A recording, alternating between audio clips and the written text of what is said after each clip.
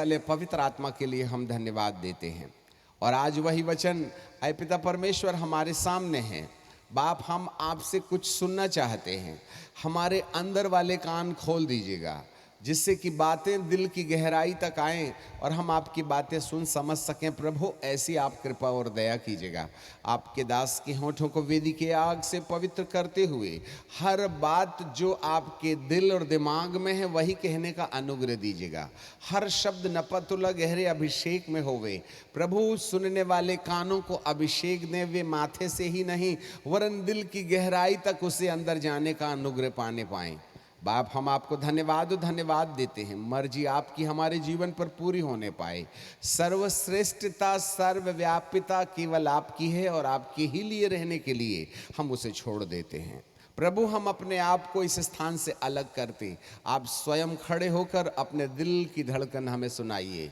आपको महिमा आदर देते हैं और सम्मान देते हैं। यीशु नासरी के नाम से मांग लेते हैं, आमीन। इस समय हम सीधे ऑनलाइन हैं, ना मात्र कंप्यूटर सिस्टम में, वरन जो बातें परमेश्वर के दिल में हैं वहाँ भी हम ऑनलाइन हैं, जिससे कि हम परमेश्वर की बातों को सीधे समझ सकते हैं। हबक्कुक की किताब और उसके दूसरे अध्याय के 1 पद से बाइबल हमें इस प्रकार से कहती है, मैं अपने पहरे पर खड़ा रहूँगा और गुम्बद पर चढ़कर ठहरा रहूँगा और ताकता रहूँगा कि मुझसे वह क्या कहेगा और अपने दिए हुए दर्शन की उलाहना के विषय में मैं क्या उत्तर दूँ। यहोवा ने मुझसे कहा, दर्शन की बातों को लिख दे, वरन पटिया पर साफ साफ लिख दे कि वे दौड़ करके भी सहज से पढ़ी जाएं। क्योंकि दर्शन की बातों का नियत समय पूरा होने वाला है, वरन वह पूरे होने का समय वेग से चला आता है। इसमें धोखा ना होगा, चाहे इसमें विलंब भी हो तो भी उसकी वाट जोहते रहना, क्योंकि वह निश्चय पूरी होगी और उसके पूरे होने में देर नहीं होगी। दर्शन की बातों को पत्थर की पटिया पर लिख दे। आज हम एक विश्वव्यापी दर्शन के बारे में आपके सामने बांटना चाहते हैं, जो न केवल भारत देश में लागू होगा वरन संपूर्ण धरती के अंदर में ये दर्शन की बातें लागू होने जा रही हैं। और वह दर्शन इस प्रकार से है।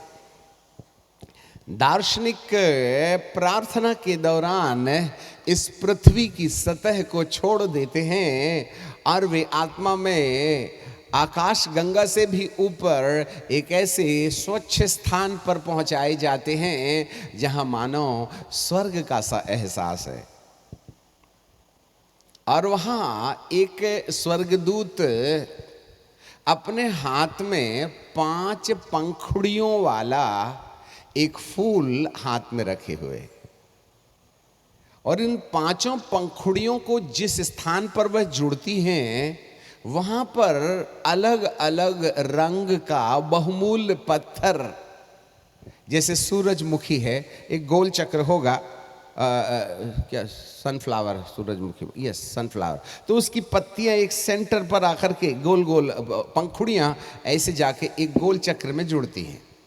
कुछ ऐसे ही 5 पंखुड़ियां हैं और वो सेंटर वाले राउंड में जुड़ी हुई हैं, और हर पंखुड़ी जहां जुड़ती है वहां एक अनमोल मोती, जिसके कलर अलग अलग हैं, वो जुड़े हुए हैं। एक है गुलाबी कलर का, दूसरा है हरा कलर का, तीसरा है लाल कलर का, चौथा है सफेद कलर का और 5वां जो है पर्पल कलर का। उस स्वर्गदूत ने उस 5 पंखुड़ियों को तोड़ दिया, और जब वो पंखुड़ी निकाली गई तो वो पत्थर भी उनके साथ जुड़ा जुड़ा निकल आया। तब उस स्वर्गदूत ने इस पंखुड़ी को उसी पत्थर के ऊपर में लपेटना, रैप करना शुरू किया। जैसे वो एक बार पत्थर को लपेटता है वो पंखुड़ी वैसी ही है, फिर दूसरे बार लपेटता है, ऐसा उसको 7 बार एक ही पंखुड़ी को लपेटना पड़ा। और इस प्रकार वो जो अनमोल पत्थर थे उसका कलर खत्म हो गया और वो पंखुड़ी में लपेट दिया गया। तब 5 स्वर्गदूत आते हैं और ये जो स्वर्गदूत है उन 5 पंखुड़ियों को एक एक स्वर्गदूत के हाथ में दे देते हैं। और आपको जानकारी मिले, ये जो स्वर्गदूत 5 पंखुड़ियों को पत्थर पर 5 पंखुड़ियों जिसे पत्थर को लपेटा गया है, पत्थर को लपेटा गया है, वो धरती के 5 प्रांतों में भेज दिया गया है। ये 5 स्वर्गदूत हैं जो पहले बहुत अच्छा था। 5 स्वर्गदूत हैं जो धरती के 5 जगहों में इस पत्थर को लेके भेजे जा रहे हैं और उनके पंख 6 हैं। एक स्वर्गदूत बिना पंख के होते हैं, दूसरा स्वर्गदूत 2 पंख वाले होते हैं, तीसरे स्वर्गदूत 4 पंख वाले होते हैं और चौथे स्वर्गदूत 6 पंख वाले होते हैं। बाकी स्वर्गदूतों की चर्चा हम नहीं करेंगे। जो 6 पंख वाले स्वर्गदूत होते हैं उन्हें करूब या शाराब कहा जा सकता है और ये केवल पिता परमेश्वर यहोवा परमेश्वर के नियंत्रण में रहते हैं। जब कभी भी पिता परमेश्वर का हस्तक्षेप, the ministry of the father, जब कभी भी पिता परमेश्वर हस्तक्षेप करना चाहते हैं तो वे इन्हीं 6 पंख वाले स्वर्गदूतों को आदेश और निर्देश देते हैं, जो कहीं ना कहीं संदेश लेकर के स्वर्ग से तीसरे स्वर्ग के टॉप मोस्ट प्लेस से धरती पर आते हैं और इस प्रकार उन्हें कुछ विशेष मिशन के लिए धरती पर भेजा जाता है। हर एक उद्धार पाए व्यक्ति के पास में एक स्वर्गदूत होता है जिसके पंख वगैरह नहीं होते हैं। आपका स्वर्गदूत आपके पास में है, उसका पंख नहीं है, वो हमारी सेवा टहल के लिए भेजे जाते हैं। परंतु दूसरे स्वर्गदूत समय समय पर आते हैं जो प्रभु और पवित्र आत्मा के निर्देशानुसार धरती पर आते हैं। परंतु जब कभी भी पिता परमेश्वर को अपनी ओर से कोई प्राइवेट और पर्सनल डीलिंग करना होता है तब वे अपने 6 पंख वाले स्वर्गदूतों को भेजते हैं। और 6 पंख वाले स्वर्गदूत आम कलीसियाओं में और शहरों में नहीं आते, वरन वह देश के लिए संदेश लेके आते हैं। It's a world wide message. ये कोई भविष्यवाणी का वरदान नहीं है जिसको पवित्र आत्मा के 9 वरदानों के अंतर्गत आप समझ सकते हैं, परंतु यह भविष्यवक्ता का कार्यालय है, ऑफिस ऑफ द प्रॉफिट, जो राष्ट्र के विषय में परमेश्वर के हृदय में क्या बात है उस बात को प्रकट करते हैं। सो इन समयों में आप वर्ल्ड वाइड मैसेज सुनने जा रहे हैं। ये वर्ल्ड वाइड प्रोफेसीज है। जो कुछ भी भविष्य में परमेश्वर करना चाहते हैं उसका सत्य आज रात समस्त लोग सुन रहे, चाहे वे यहाँ हैं चाहे आप यूट्यूब में हैं। मेरे प्रियो, ये स्वर्गदूत 5 पंखुड़ियां लेकर धरती के अलग अलग इलाके में भेजे गए। ये पत्थर पंखुड़ियों से 7 बार रैप किए गए हैं, ढाके गए हैं, एनवलप किए गए हैं। और आपको जानकारी मिले, ये स्वर्गदूत जब धरती के 7 देशों में 7 एरिया में जाते हैं तो इनकी रक्षा के लिए 6 पंख वाले स्वर्गदूत लगातार काम करते हैं। जी हाँ, और आपको जानकारी मिले कि उन 5 पंखुड़ियों में से एक पंखुड़ी भारत में भी भेजी गई और परमेश्वर के दास एक अनुभव करते हैं कि उनके हाथों में एक विशेष उनके गले में वो 5 पंखुड़ियों में से एक पंखुड़ी का मोती उनके गले पर लटका हुआ है। भारत के लिए संदेश है। तब इस पत्थर में से दिल की धड़कन के समान एक आवाज आती है, धक धक धक धक धक धक धक धक। उसे स्पष्ट सुना जा सकता है। देन फिर इसके बाद में परमेश्वर के जो दास हैं वो एक बहुत ऊंची पहाड़ी के ठीक बीच में हैं। नीचे भी लंबी पहाड़ी है और ऊपर भी बहुत ऊंची पहाड़ी है, और उस पहाड़ी के ऊपरी हिस्से से एक घोड़ा, जिस पर भारतीय कपड़ा पहन करके, जैसे पुराने जमाने में राजा लोग धोती पहना करते थे और कुर्ता और बंडी और अपने सिर में पगड़ी वगैरह पहना करते थे, ऐसा भारतीय मूल का एक व्यक्ति घोड़े पर बैठ करके ऊपर से नीचे उतर रहा है। इससे ऐसे पता चलता है कि संदेश भारत देश के लिए है। आगे चलें। फिर बाइबल का फिर दर्शन में यह दिखाई देता है कि जब वो घोड़ा चोटी से नीचे उतरता है तो उसकी टाप की जो आवाज है, टप टप टप टप टप टप है, वो आवाज और सीने पर लटकने वाले पत्थर के अंदर से आने वाली आवाज बिल्कुल एक दूसरे से मिलती नजर आती है। इसका मतलब है जरूर बात भारत देश के लिए है। दोनों की धड़कनें एक सी हैं। धड़कनें नहीं कहना चाहिए, आवाज, पत्थर की आवाज और वो घोड़े की आवाज में घोड़े की टाप की आवाज में सिमिलैरिटी है। और वो घोड़ा और सवार जब इस मिडिल पोर्शन में चले जाते हैं तब एक स्वर्गदूत, प्लीज थोड़ा सा उसको ठीक कीजिएगा,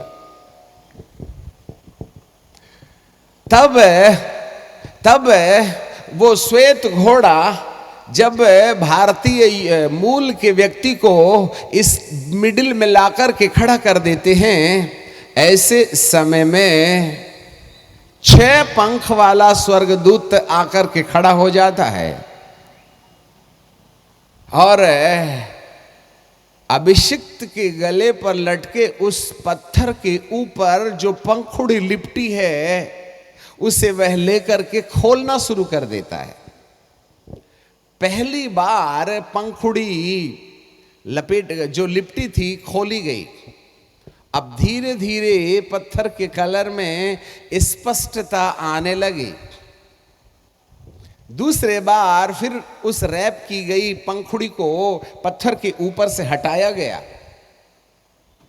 जैसे जैसे पत्थर के ऊपर लिपटी पंखुड़ी निकाली जा रही है, वैसे वैसे पहाड़ी के निचले हिस्से में एक बड़ी भीड़ इकट्ठा होते चली जा रही है। पहले 1000 थे, फिर 10,000 हो गए, फिर 50,000 हो गए, फिर लाख हो गए, फिर करोड़ हो गए। और हर बार पत्थर के ऊपर लपटी उस पंखुड़ी को खोलने के साथ साथ ये भीड़ जो है बड़ी अपार संख्या में बढ़ती चली जा रही है। जैसे समुद्र का छोर दिखाई नहीं देता है, कुछ ऐसे ही इस पहाड़ी के निचले हिस्से में न जाने लोग कहां से आते चले जा रहे हैं और उनकी संख्या बढ़ते चली जा रही है। एट लास्ट जब 7वीं पंखुड़ी को खोलने का वक्त आया, तब जो 5 रंग के पत्थर थे उसमें से पर्पल कलर का या फिर बैगनी कलर का जो पत्थर था वो भारत के लिए नियुक्त किया गया। यह प्रत्यक्ष हो गया। एक बात और सुनिएगा, जब वह स्वर्ग में था, दार्शनिक देखता है उस पर्पल कलर के पत्थर में इतनी चमक नहीं थी, परंतु जब वो धरती पर आकर के स्वर्गदूत के द्वारा लपेटी गई पंखुड़ियों के खोले जाने की प्रक्रिया में जब 7वीं पंखुड़ी को वह खोल करके बाहर करता है तो इस पर्पल कलर के पत्थर से इतना तेज प्रकाश निकलता है, तेज प्रकाश निकलता है कि ये करोड़ों की संख्या में नीचे बैठे लोग चीखने और चिल्लाने लगते हैं, नहीं नहीं बचाओ, ये रोशनी हम देख नहीं सकते हैं, हम जल जाएंगे, हम भस्म हो जाएंगे। चीख पुकार शुरू हो जाती है और ये रोशनी से बचने का उपाय करने लगते हैं। कोई अपना मुंह छुपा रहा है, कोई जमीन में गिर रहा है, कोई अपनी आंखें बंद कर रहा है। इस तरीके से उस पर्पल कलर के पत्थर से निकलने वाली रोशनी का सामना कोई नहीं कर पा रहा है। This is the vision for the nation of India. ये आगामी दिनों के अंदर में परमेश्वर ने विश्व में आने वाली जागृति में से एक विशेष स्थान भारत की जागृति के लिए रखा हुआ है। ये पर्पल का मतलब होता है राजकीय रंग, अथॉरिटी। आज परमेश्वर का वचन सुने। आगामी दिनों में अर्थात यीशु मसीह के दोबारा आने से पहले भारत के अंदर में जिस तरीके से जागृति का आयाम होगा, जिस रूप में परमेश्वर इस भारत देश के अंदर में अपना काम करने जा रहे हैं, ऐसा वाला काम धरती के किसी देश में नहीं हुआ होगा। ये बातें बीते 15 सालों से प्रकट कर रहे हैं परमेश्वर। हर दर्शन और भविष्यवाणी यदि आप भारत के इतिहास को उठा करके देखें और हर सभाओं की आखिरी शाम में यदि आप बारीकी से अवलोकन करें तो संदेश में पवित्र आत्मा कहीं यही बातें कहते रहे हैं कि जो जागृति हमारे देश भारत के अंदर में आगामी भविष्य में आएगी, उस जागृति को देखने के लिए संपूर्ण धरती से पवित्र लोग भारत भूमि में दर्शन देखने और अभिषेक का टुकड़ा लेने के लिए आने वाले हैं। That's going to be happen in the nation of India. ऐसे वाले जागृति का इंतजार है हमको। प्रभु जी अपने दर्शन में कहते हैं कि दर्शन की बातों को पत्थर की पटिया पर लिख दे कि वे सहज से पढ़ी जाएं और दौड़ कर के भी पढ़ी जाएं। इसके पूरे होने में देरी जरूर हो सकती है, परंतु इसके पूरे होने का वक्त चला आता है। कुछ यही होने वाला है और इसके लिए हमें तैयारी करनी चाहिए। और आपको जानकारी मिले कि इस दर्शन के पूरे होने की आहट सुनाई देती है। भूमिगत तरीके से न जाने कितने युवक युवती और बच्चे जिनका परिचय आज तक ना यूट्यूब में है, ना सेवा में है, ना अधिकार में है, ना सोसाइटी में है, परमेश्वर उनको अंदर ही अंदर तैयार कर रहा है। और वे अचानक ज्वालामुखी के समान जैसे वो फट कर के आग उगलता है, वैसे ही एक ऐसी प्रोफेटिकल टीम जो आज कलीसियाओं के अंदर में, जिसको याजक भी नहीं जानते हैं कि आपकी कलीसिया के अंदर में कौन एक युवक है, कौन युवती है, कौन बच्चा है, जिसको परमेश्वर अंदर ही अंदर पिरो रहा है, पका रहा है, मंथन कर रहा है और उसके जीवन को तैयार कर रहा है, वो अप्रत्यक्ष है। और एक बात और हम बताना चाहते हैं कि आने वाले समय में जो क्रांति आएगी, उस क्रांति के लाने वाले का आता भी नहीं रहेगा और पता भी नहीं रहेगा। जितने भी लोगों के नाम की प्रसिद्धि आज आप धरती पर देखते हैं, उनकी रिले रेस का समय खत्म होने वाला है और वे अपनी झंडी किसी दूसरे को देने वाले हैं, जिससे कि अब एक अगली टीम इस रिले रेस में आकर के तैयार हो जावे। ऐसा कुछ आहट सुनाई देती है। परमेश्वर से दुआ मांगे कि हम उन्हें देखें, हम उस जागृति को देखें। इसकी तैयारी हमें कर लेनी चाहिए। ऐसे समय आ रहे और इसी जागृति के समय परमेश्वर का एक उपाय होगा और वो उपाय होगा जिसको हमने कल यहेजकेल की किताब में और उसके 90वें अध्याय में देखा था। बुक ऑफ यहेजकेल चैप्टर 9 एंड वर्स 3, वहां लिखा है, और इज़राइल का परमेश्वर का तेज करूबों से जो स्वर्ग में था ना, उस पर से, उसके करूब पर से जिसके ऊपर वह रहा करता था, भवन की देवड़ी में आ गया। वाव! इसका मतलब है भवन कोई भौतिक और कोई पत्थर का बनाया हुआ कोई विशेष ऑर्गेनाइजेशन वाला भवन नहीं है। ये यहाँ पर भवन का मतलब होता है the church of India, Bharat की कलीसिया, अमेरिका की कलीसिया। वो नहीं जानता CNI और मेथोडिस्ट और पेंटिकॉस्टल, जाकोबाइट और मेनोनाइट। मुबारक हो आपको सोसाइटीज, काम चलते रहेगा। इनका नाम और इनका झंडा फहरता रहेगा, परंतु परमेश्वर जब कभी भी अपनी योजना को प्रकट करते हैं तो वे किसी भी संस्था के झंडे के नीचे काम नहीं करते हैं। उसके काम करने का तरीका अलग है। यदि आप वास्तव में परमेश्वर की योजना के अंतर्गत उसकी योजना को अपने जीवन में इंप्लीमेंट करना चाहते हैं तो बैनर से परहेज करना पड़ेगा, उस झंडे से निकल के बाहर आना पड़ेगा। आपको सोचना पड़ेगा परमेश्वर क्या कहते हैं, आपकी कलीसियाई संस्थाई सिद्धांत क्या है। परमेश्वर को इससे कोई लेना देना नहीं। और यदि कोई वास्तव में परमेश्वर की योजना के अंतर्गत उसको समझना चाहता है तो हमारे सिद्धांतों और तौर और तरीकों को वहीं रहना पड़ेगा और वे चलते रहेंगे। वो तो 7 साल के महाक्लेश काल में भी संस्था का एजेंडा चलता रहेगा, परंतु परमेश्वर का राज्य उस संस्था के बैनर में नहीं रहेगा। उसने अब ठान लिया है कि मैं अपनी महिमा किसी को नहीं दूंगा और केवल महिमा नजराना यीशु को मिलेगी। और यह दर्शन लेकर के यदि आप आज खड़े रहें तो परमेश्वर के दिल की धड़कन को समझने में देरी नहीं होगी। यहाँ पर बाइबल का परमेश्वर कहता है करूबों के ऊपर में रहने वाले परमेश्वर ने अपनी उपस्थिति करूबों में से उठा करके मंदिर के दरवाजे में देवड़ी पर उठा करके ला के रख दिया। That means God is in operation on the nation of this all over the world। संसार के ऊपर परमेश्वर अब हरकत करने तैयार हैं। यहोवा का तेज भवन की देवड़ी पर आ गया और इस समय जब यहोवा का तेज अर्थात जागृति का बादल और परमेश्वर के डिवाइन प्लान के पूरे होने का समय जब धरती पर आ जाता है तब परमेश्वर एक आदेश देते हैं। सन के वस्त्र पहने हुए एक पुरुष को जिसने कमर में दबात बांधी है। दबात, आजकल तो पेन और स्याही से लिखने का कार्यक्रम ही खत्म हो गया। अब तो हमारे पास में टैब और लैपटॉप है, हम बटन दबाएं, गिनती आवे या ना, आप 2 3 10 गिनती गिन लो, उसमें पूरा काम चलता है। क्योंकि कंप्यूटर भी वहाँ पर है, कैलकुलेटर भी वहाँ पर है। पहाड़ा पढ़ने की और याद करने की जरूरत नहीं है। फट फट फट फट मल्टीप्लाई कीजिएगा, काम निकल के हो जाएगा, उत्तर चला आएगा।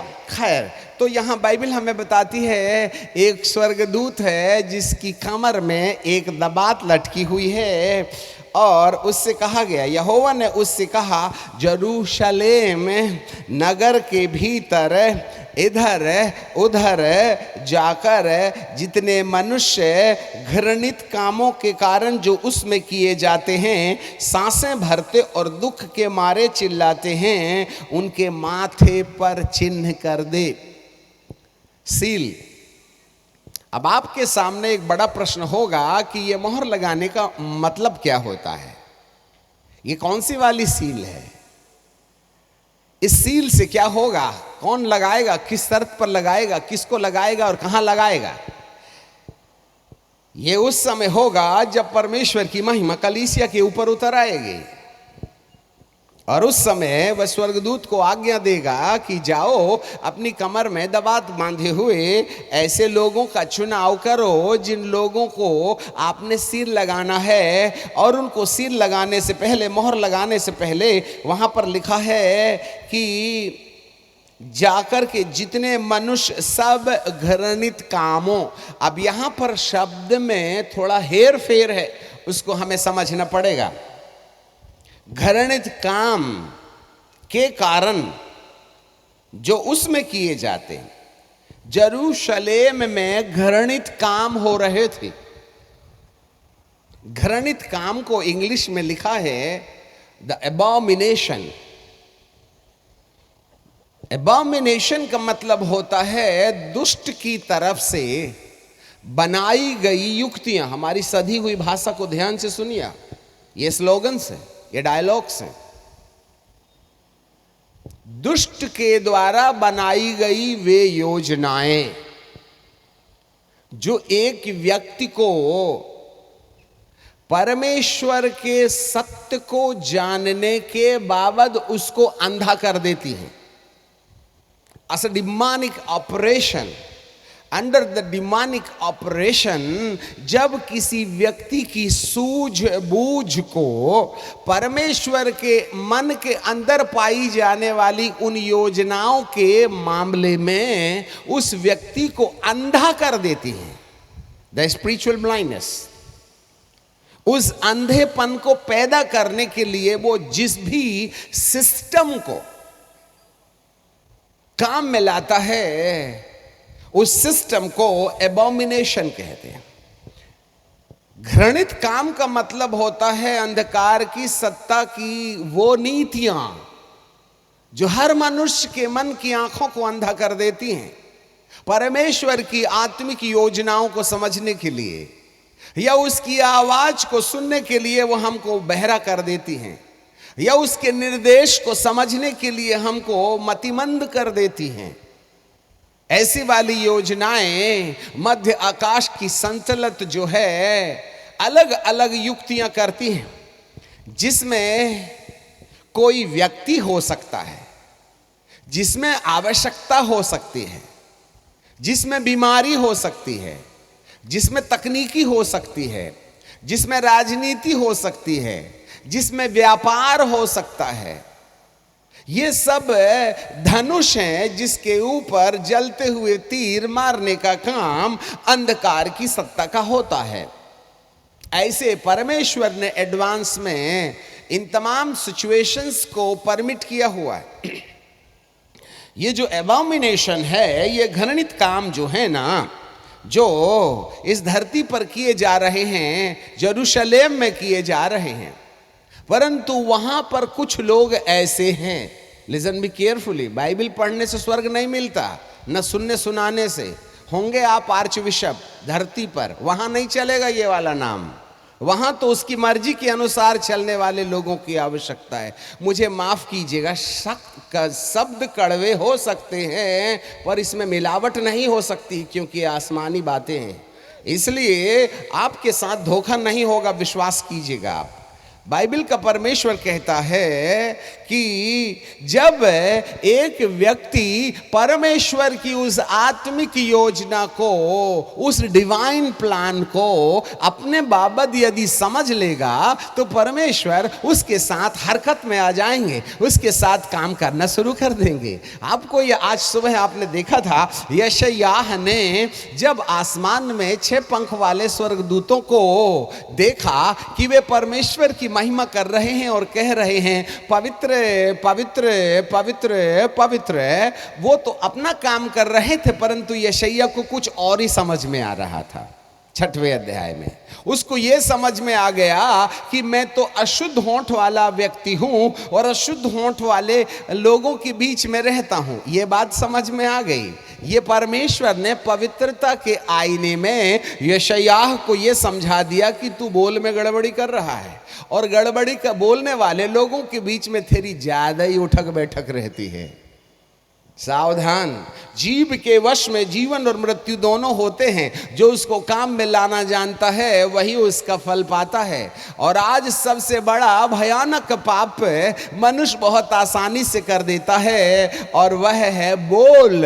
वह नरक की आग है, जो नरक की आग में छोटे से वन में आग लगा देती है। छोटी सी पतवार जहाज की दिशा बदल देती है। हमारी जिंदगी को भी ये छोटा सा जीव का लोक जो है ना, वह हमारी जिंदगी को दिशा दे सकता है। और आसानी से हम अपने बाल बच्चों को आशीष देते हैं, तू कभी पास नहीं हो सकता, जैसे तुमको ही रिजल्ट मालूम है। कुत्ता कहीं का, बकरा, तूने तो मेरी कुपूत, जितने जंगली जानवर हैं ना, सबका नाम अपने बेटे के नाम के आगे पीएचडी के रूप में डाल देते हैं। अब आप हमसे दुआ कराइए, बच्चे हमारा बाल नोचते हैं, मैडम तुम्हें तो उसको कभी पास नहीं हुआ कि पहले ही भविष्यवाणी कर दी, और शैतान ने लिया, कहा अरे ठोकरे आमीन, बच्चे को कर दे बर्बाद। इसलिए तो आज मसीही बच्चों में से 99% बच्चे बीसीए कर रहे हैं। बीसीए का मतलब होता है बाप के कैश में ऐश, काम धाम कुछ नहीं, पप्पा मोबाइल चाहिए। इस प्रकार से आज एक डिस्कवरी में आया है सर, भारत के अंदर में मसीही समुदाय के लोग ही, जवान युवक और युवती ही में सबसे बड़ी संख्या में अनएम्प्लॉयड है। या तो उनके पास नौकरी नहीं है या फिर वो काम कर ही नहीं सकते, क्योंकि कबाड़ बेचते आपको बनता नहीं है। बाप ने हमको रेमंड का सूट खरीद के रखा है, बॉटल इकट्ठा करने में अपने को कैसा लगेगा आप ही बताइए। हमको तो शान मारना आता है और गाड़ी में घूमना आता है। ये है हमारी क्रिश्चियनिटी। और 24 घंटे मोबाइल को इचिक बिचिक करने के अलावा उनके पास में और कोई उपाय नहीं। पढ़ते लिखते आता नहीं, ये मैम पढ़ पढ़ करके डबल एमए कर लिए, अपन तो बड़ी मुश्किल से 11वीं क्लास पास हुए हैं। और आप कहिएगा हमको बीएससी लड़का मिलना चाहिए, कहाँ से मिलेगा? अंडर में डिप्रेशन में तो आप भी हैं। पढ़ पढ़ करके 4 पीएचडी कर ली, लड़का 11वीं क्लास पास है। बताना पड़ता है हमको झूठ झाट। इस तरीके से आज मसीही समुदाय के हालात हैं। क्यों मालूम है आपको? उसका सबसे बड़ा कारण है कि हम ट्रैप कर लिए गए। उसको मालूम है यही समाज है, यही लोग हैं, इनके घर में जो ज्वालामुखी की किताब रखी है यह इनकी जिंदगी बदल देगी और इनका परमेश्वर इनको आसमान की बादशाहियत में ले जाएगा। इसलिए और दूसरे और इस कंपाउंड के बाहर वाले लोगों से दुष्ट को ज्यादा इंटरेस्ट नहीं है, और वह हमारे लोगों के ही पास है। यह इसलिए जिससे कि एबॉमिनेशन अर्थात दुष्टता की वो युक्तियां, या तो वो खान पान में हमको बर्बाद करेगा, या फिर कंप्यूटर में फंसा देगा, या फिर हमको व्यापार में। ये जो 5 चीजें हैं विश्वव्यापी, नंबर 1 राजनीति, नंबर 2 व्यापार, नंबर 3 अधिकार, नंबर 4 ताकत शक्ति, और नंबर 5 धार्मिकता। ये 5 चीजें संगठित होकर के एबॉमिनेशन तैयार करती हैं, अर्थात एक ऐसा साम्राज्य जो दुष्टता के हाथ में है। लिसन मी, ध्यान से सुनना, ये भेद है जिसको समझना चाहिएगा। हम इसको फिर बाद में ले आएंगे। मैं एक और पद आपके लिए पढ़ना चाहते हैं, और वो मिलेगा तिमुथी की दूसरी किताब, तिमुथी की दूसरी किताब, माफ कीजिएगा, थिस्सलुनीकियों की दूसरी किताब, 2 थिस्सलुनीकियों चैप्टर 2 एंड वर्स 1 ऑनवर्ड्स। वहां ऐसे लिखा है, हे भाइयों, हम अपने प्रभु यीशु मसीह के आने और उसके पास अपने इकट्ठा होने के विषय में तुमसे विनती करते हैं। अर्थात यीशु के दूसरे आगमन की सत्यता के मामले में यहां प्रकाश आ रहा है। किसी आत्मा या वचन या पत्री के द्वारा जो मानो हमारी ओर से है, यह समझकर प्रभु का दिन आ पहुंचा है, तुम्हारा मन अचानक स्थिर ना हो जाए और न घबरा जाए। जरा देखना, अंतिम भविष्यवाणी जो प्रभु यीशु मसीह के आगमन के वक्त पूरी होना बकाया है, वो भविष्यवाणी यहाँ है। हजारों 300 भविष्यवाणियां जो यीशु मसीह के आगमन के लिए लिखी गई हैं, वे लगभग 99.99999 भविष्यवाणियां यीशु के आने के मामले में पूरी हो गई हैं। और अब ये अंतिम भविष्यवाणी है जिसका पूरा होना बकाया है। ध्यान दीजिएगा, किसी रीति से किसी के धोखे में नहीं आना। देखो मोहर किसको लगेगी, इसकी तैयारी चल रही है। किसी रीति से किसी के धोखे में ना आना, वह दिन नहीं आएगा। वह दिन, कौन सा दिन नहीं आएगा? वह दिन नहीं आएगा अर्थात यीशु मसीह के दोबारा आने का, मुर्दों के जिंदे होने का और जीवित लोगों को महिमा की देह में रूपांतरित होने का समय नहीं आएगा। इससे पहले यह भविष्यवाणी पूरा होना बकाया है। जब तक धर्म का त्याग ना हो ले, धर्म का त्याग, धर्म का त्याग, धर्म कोई ईसाई धर्म नहीं है। धर्म की परिभाषा भौतिक संसार में देखें तो धर्म में धर्म युद्ध शुरू हो जाता है। परंतु परमेश्वर का वचन किसी धार्मिक युद्ध के मामले में बात नहीं करता, जो आम तरीके से आज हम धरती पर देखते हैं। धर्म की जगह में धार्मिकता है। अब जब कभी भी जहां कहीं भी बाइबल में धर्म शब्द देखें तो किसी विशेष धर्म समुदाय के लिए इशारा नहीं है, वरन धार्मिकता है। धर्म इंसान के द्वारा बनाया गया वह उपाय है जिससे हम परमेश्वर तक पहुंचने का उपाय करते हैं। लिसन मी केयरफुली, आपको विश्व की किसी थियोलॉजी की किताब में ये परिभाषाएं नहीं मिलेंगी, ये सब ऑनलाइन है। धर्म मनुष्य का उपाय है, और जब कभी भी कोई मनुष्य परमेश्वर तक पहुंचने के लिए भौतिक सिस्टम को काम में लाता है, भौतिक वस्तुओं को काम में लाता है, वह एक धर्म बन जाता है। हाँ, भौतिक वस्तुएं, खाना पीना, सोना, कपड़े, लाल नीले पीले हरे गुलाबी, बाल कटाना, बाल बढ़ाना, ये सब धर्म के काम के अंतर्गत आता है, जिसको रिलीजन कहते हैं। धर्म बोले तो रिलीजन, धार्मिकता बोले तो राइचियसनेस। धर्म मनुष्य का उपाय है, परंतु धार्मिकता परमेश्वर का उपाय है। धर्म से मनुष्य अपनी शक्ति से परमेश्वर तक पहुंचने का उपाय करता है, परंतु धार्मिकता के अंतर्गत परमेश्वर तक पहुंचने का रास्ता फ्री में तय करके हमको देता है। धार्मिकता में परमेश्वर का वरदान है, धर्म में हमारा त्याग और परिश्रम है। हमें कुछ करना पड़ता है, कुछ खोना पड़ता है, जब तब तपस्या करनी पड़ती है, तिलक लगाना पड़ता है, बाल बढ़ाना पड़ता है, प्याज नमक मिर्ची हल्दी बंद करना पड़ता है, शुरू करना पड़ता है, ये नहीं करना वो नहीं करना, वो करना वो नहीं करना। ये सब कार्यक्रम जो हैं, जिसको कर्म कांड कहते हैं, वो धर्म के अंतर्गत आता है। और बाइबल को हमारे कर्म कांडों से कोई लेना देना नहीं है, वो तो उसके द्वारा किए गए उपाय पर विश्वास और हरकत करने की दया देता है। इसलिए यहां पर बाइबल कहती है, धर्म बोले तो कोई विशेष जाति समुदाय का त्याग नहीं है, वरन धार्मिकता मतलब परमेश्वर की दी गई योजनाओं का बहिष्कार।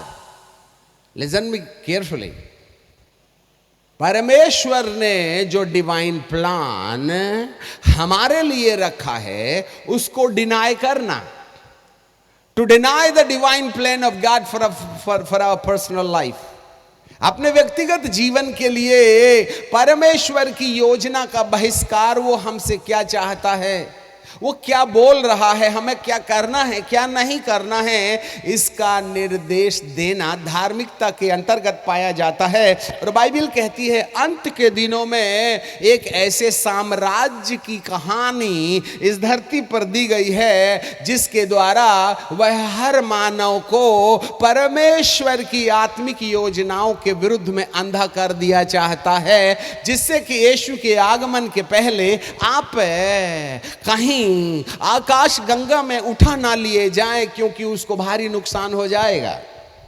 इसलिए बाइबल कहती है, इससे पहले कि वह दिन ना आए, अर्थात धर्म का त्याग ना होले और वह पाप का पुरुष।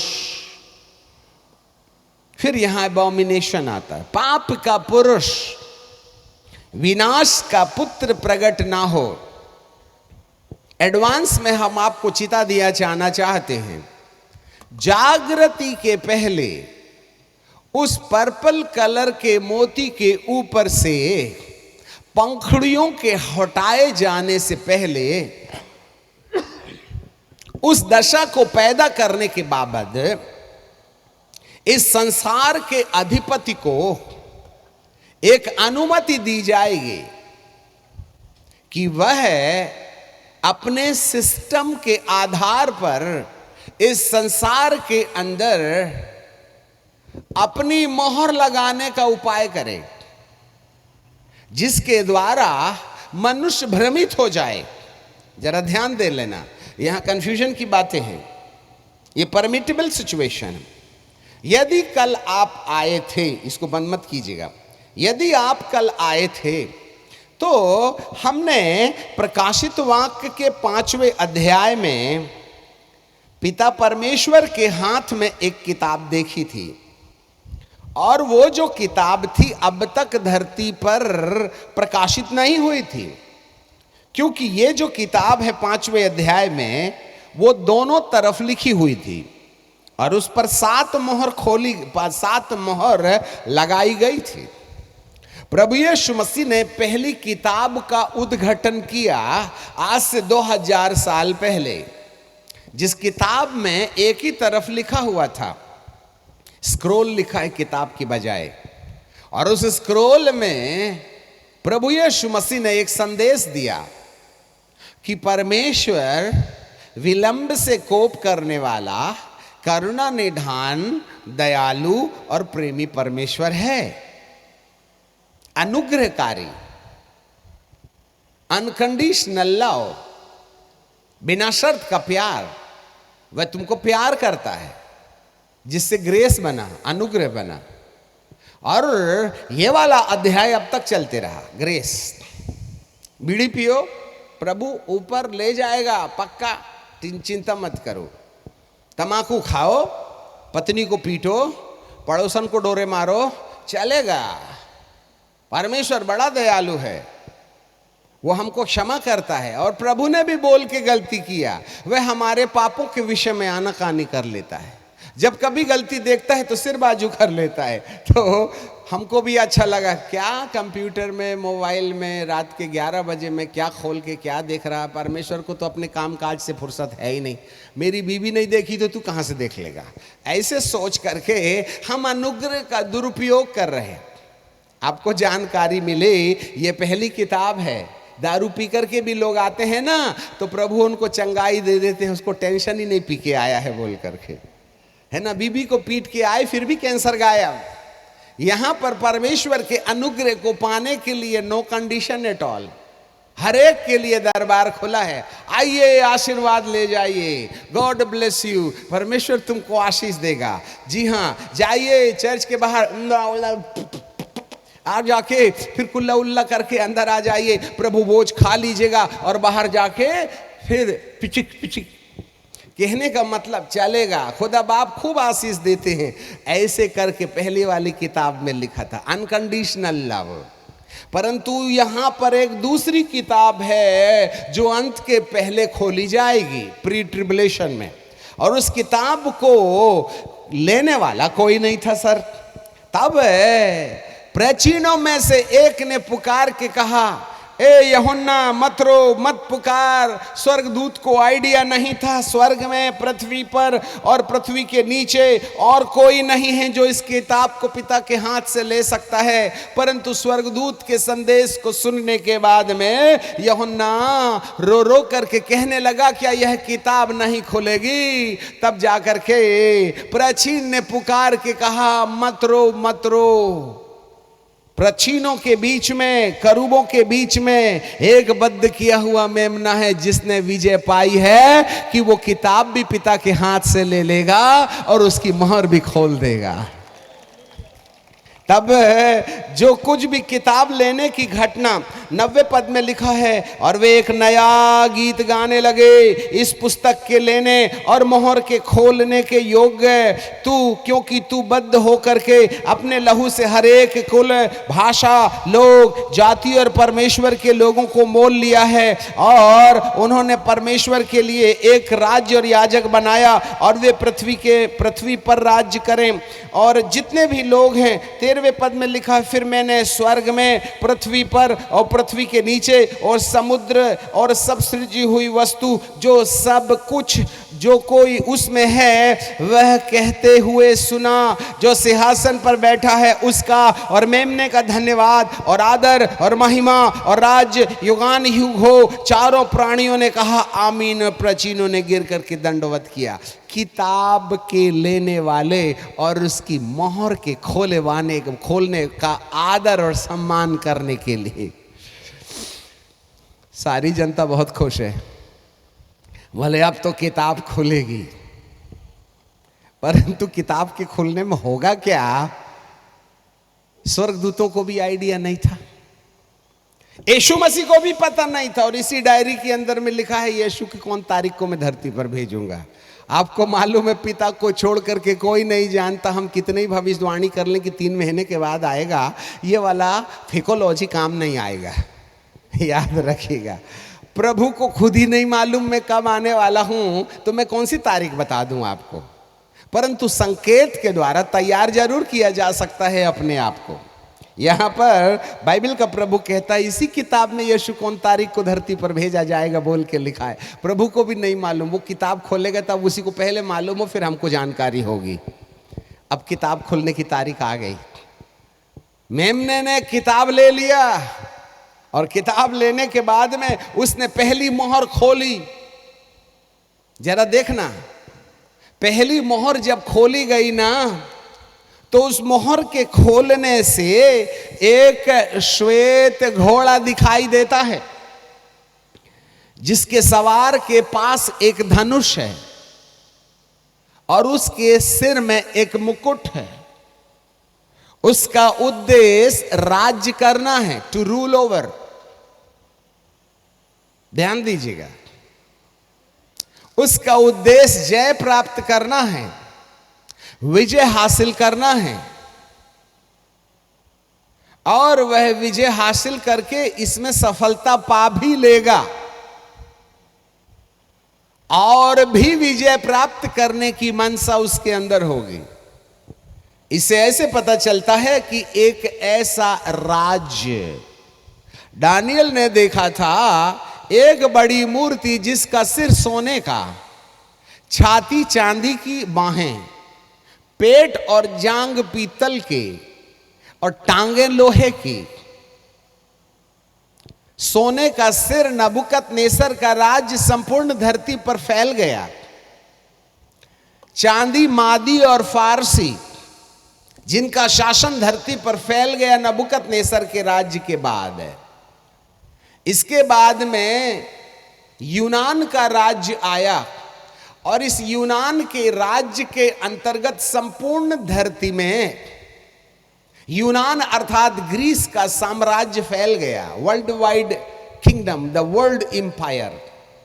एंड देन फिर इसके बाद रोमन साम्राज्य आया, जिसने सारी धरती पर अपना राज्य स्थापित किया। देन फिर इसके बाद में मूर्ति के पंजे की बात आई, तो वो आधी मट्टी की थी और आधी लोहे की थी।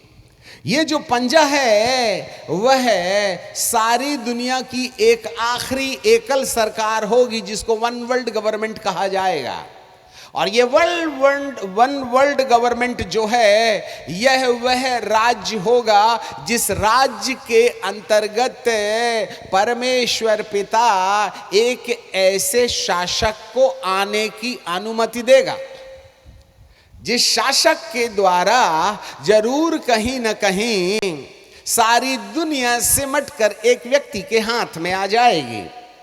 और ऐसे समय में इस शासक को धरती के ऊपर संपूर्ण अधिकार दे दिया जाएगा कि वह संपूर्ण दुनिया की राजनीति को नंबर 1 अपने हाथ में कर ले, नंबर 2 सारी संपत्ति वो अपने हाथ में ले ले, नंबर 3 संपूर्ण धरती का अधिकार अपने हाथ में ले ले, नंबर 4 संपूर्ण धरती का पावर उसके पास में हो, और नंबर 5 संपूर्ण धरती का धर्म, रिलीजन, उसका वो हेड बन जाए। इस प्रकार की प्रक्रिया इस धरती पर उस शासक को दी जाएगी। यही है वह श्वेत घोड़े पर विराजने वाला वह व्यक्ति जिसके सिर में मुकुट है। उसको धनुष दिया गया कि वह जय प्राप्त करे, कि और भी जय प्राप्त करने की मनसा में चले। It's a world wide kingdom. ये किंगडम यीशु मसीह के आने से पहले इस धरती पर परमिटेबल है, सिचुएशन दी गई है। ऐसे भविष्यवाणी में दर्शन में दानियल ने दर्शन में नबूकदनेस्सर राजा ने देखा, और यह नबूकदनेस्सर जो राजा है वो धरती के अंत वाले शासन को, जो संपूर्ण धरती पर फैल जाएगा, उस सत्य के बारे में सत्यता प्रकट करते हैं। ये है वन वर्ल्ड गवर्नमेंट, सारी दुनिया की एकल सरकार। आज भी हम इस धरती के अंदर अलग अलग देशों में अलग अलग शासकों को शासन के अंतर्गत कहीं ना कहीं इस टेंडेंसी को डेवलप होता हुआ देख रहे हैं, जिनका उद्देश्य होगा कि वे संपूर्ण देश की ताकत को मुट्ठी में रख लें, संपूर्ण देश के धन को अपने हाथ में ले ले, संपूर्ण देश के अधिकार को अपने हाथ में ले ले, संपूर्ण देश की राजनीति उनकी मुट्ठी पर हो और संपूर्ण देश का धर्म उसको वे एक धर्म में परिवर्तित कर दे और उसमें वे स्वयं शासन करें। इससे ऐसे पता चलता है जरूर एबॉमिनेशन एक एक देश में अलग अलग देशों के शासकों के द्वारा इसकी प्रैक्टिस दी जा रही है। ये सब कुछ प्री ट्रिबुलेशन के पहले होगा। जरा ध्यान से सुन लीजिएगा, बात जरूर कठिन हो सकती है, परंतु यदि आप ध्यान से सुने तो ये सत्य आपके सामने जरूर प्रकाशित करेंगे। ये है प्रकाशित वाक्य के 6वें अध्याय में किताब के मोहर की पहली मोहर खोलने के नतीजे। इसके साथ साथ और क्या कुछ होगा। और जब दूसरी मोहर खोली गई तो मैंने दूसरे प्राणी को यह कहते सुना कि एक और घोड़ा है जिसका रंग लाल है। लाल जो है रक्तपात का प्रमाण है। और उस सवार को यह अधिकार दिया गया कि पृथ्वी से मेल को उठा ले। लिसन मी केयरफुली, मेल मेल मेल, यूनिटी, वननेस। यह एबोमिनेशन है क्या जिसमें हम उलझ रहे हैं। आज हम विभाजित हो गए। यदि मैं अंदर की बात करूं, यदि आज मैं इस दीवार के अंदर की बात करूं तो अलग अलग संस्थाओं को और उनके अगुओं को यदि एक जगह रख दिया जाए तो प्लेट और ग्लास और जो कुछ भी है एक टेबल में सुरक्षित नहीं रहेगा। इतनी बाइटिंग फाइटिंग है, याद रखिएगा। जय मसीह की ब्रदर, प्रेज द लॉर्ड। आज सबसे बड़ी समस्या आप खुद अपने प्रांत में देख लीजिएगा। ये जो बड़े बड़े महान परमेश्वर के दास हैं एक दूसरे के जानी दुश्मन बन बैठे हैं। ये मेरा है, वो तेरा है, मैं ये नहीं कर सकता, वो नहीं कर सकता। आपको क्या लगता है इतनी घृणा के भाव आज से 10 साल 20 साल पहले नहीं थे। आज हम विभाजित हो गए। 3332 डिनोमिनेशन एक यीशु का प्रचार कर रहे हैं और इन 3334 शिक्षाओं को एक यीशु का प्रचार करने वाले को एक मैदान में खड़ा कर दिया जाए तो कबड्डी की सिर्फ हमको विसिल भी नहीं बजानी पड़ेगी और शुरू हो जाएगी। ये मेल उठा लिया गया। आज से 3, 4, 5 2017 के बाद से या 12 से 17 के बाद से लगातार शिक्षाओं में जो विभाजन हुआ है, कलीसियाओं में जो विभाजन हुआ है, सेवकों में जो विभाजन हुआ है, सिद्धांतों में जो विभाजन हुआ है, इसमें इतनी कड़वाहटें आ गई हैं कि हम बाहर वालों का चेहरा देखना पसंद करेंगे परंतु अपनों से इतनी नफरत करेंगे जैसे हम जानी दुश्मन होंगे। मुझे कहने में कोई दोष नहीं है। लाल घोड़ा मेल उठा लिया गया, ये अंदरूनी मामला है। यदि आप बाहर चले जाएं तो नफरत के बीज जो जाति समुदाय और संप्रदाय के बीच में बोए जा रहे हैं, आज मानव को घृणा करने लगा। आज हमारे शहर में जब बाप मरा तो बेटा मैयत में नहीं गया, उसको सैनिटोरियम वाले और क्या बोलते हैं ग्राम पंचायत वाले उठा करके बाप बेटे को छूने के तैयार नहीं। जैसे पुराने जमाने में किसी को कोढ़ हो जाए तो ना तो घर में घुसेगा ना घर में आने देगा। आपको क्या लगता है ये वाली नफरत किसने डाल दिया? कारण होगा कोरोना, परंतु आपके अपने भी कब्रिस्तान में खड़े नहीं हैं। याद रखना, नगर पालिका वाले गड्ढे में दफन कर रहे हैं और आपके अपने प्रियों की ग्रेजुएटी से बनाए घर में भी उसको अंदर नहीं लाने देते, वहीं की वहीं रवानगी कब्रिस्तान में। आपको क्या लगता है इस बैर के पीछे किसका हाथ है? ये जो ख्रिस्त विरोधी है ना, वो केवल एक व्यक्ति नहीं है। हमने तंत्र शब्द काम में लाए। It's a system. चाहे वह कंप्यूटर का सिस्टम हो, चाहे वह राजनीति का सिस्टम हो, चाहे वह बीमारी का सिस्टम हो, कहीं ना कहीं एबॉमिनेशन के अंतर्गत आ जाता है।